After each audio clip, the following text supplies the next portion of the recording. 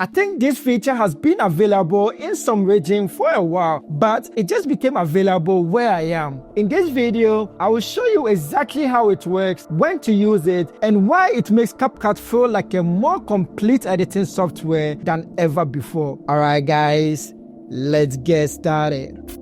The feature is called multiple timeline. When you start a new project, down here you can see a plus icon. When I hover around, you can see it shows new timeline. When I click on the plus icon, it's going to add a new timeline next to this one. Also, when you have two timelines open, you can click on this very three dashes and create a new timeline. Just by clicking on it, it's going to create a new timeline next to it. Then from here, what you can do is when you click on the three dashes, you can easily rename it. So for instance, this one, I can say Team 1 and click on OK. It's going to show right on that side. Also, I can easily pin it if I want to drop a pin on that. Also, on this side, I can easily delete that if I want to by just hitting on delete. And then I can delete on this very side. Once again, when you click on it, you can change the timeline settings that comes with that one.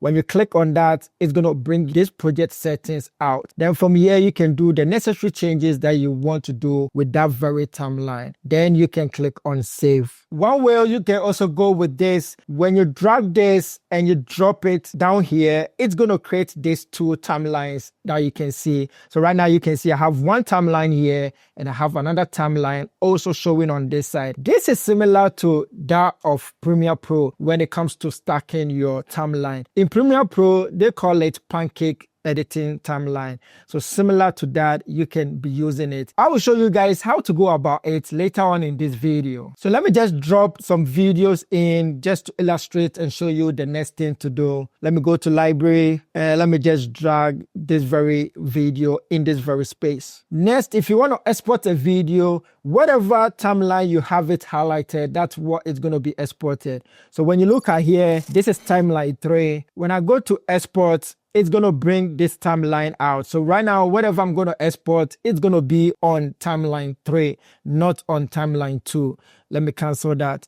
Also, when I take my playhead here and I highlight that, when I go to export and I want to export that project timeline, it's going to be that very one. You can see it shows timeline 2. Let me close that once again. The same way applies when I have it next to each other. So let me just drag and make it the normal way. So now you can see I have timeline 2 highlighted. So if I want to export timeline 2, I can easily go to export and it's going to be timeline 2. Now, let me show you when to use it with some practical examples.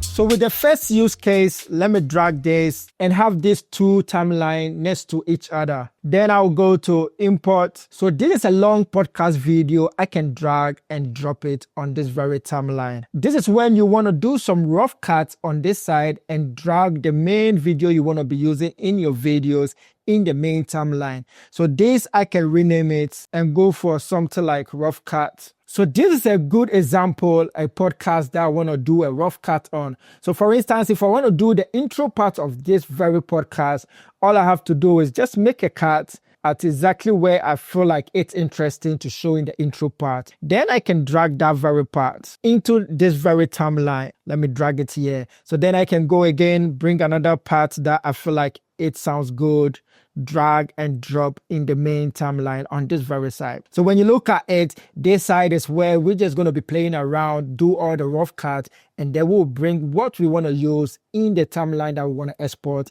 into this very timeline.